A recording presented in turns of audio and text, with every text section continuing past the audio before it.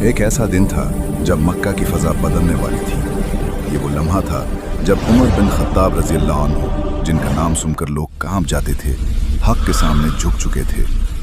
قرآن کی آیات سن کر ان کا دل پگھل چکا تھا اور اسلام ان کے سینے میں اتر چکا تھا۔ عمر رضی اللہ عنہ نے چھپ کر ایمان پر اکتفا نہیں کیا۔ انہوں نے رسول اللہ صلی اللہ علیہ وسلم سے عرض کیا، کیا ہم حق پر نہیں؟ نبی صلی اللہ علیہ وسلم نے فرمایا، بے شک ہم حق پر ہیں۔ تب عمر رضی اللہ عنہ نے اعلان کیا کہ اسلام اب چھپ کر نہیں رہے گا۔ مسلمان دو صفوں میں نکلے، ایک کی قیادت حمزہ رضی اللہ عنہ کر رہے تھے اور دوسری کی عمر رضی اللہ عنہ۔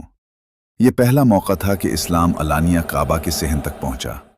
قریش نے دیکھا کہ جس شخص سے وہ ڈرتے تھے وہ اب اسلام کی ڈھال بن چکا ہے۔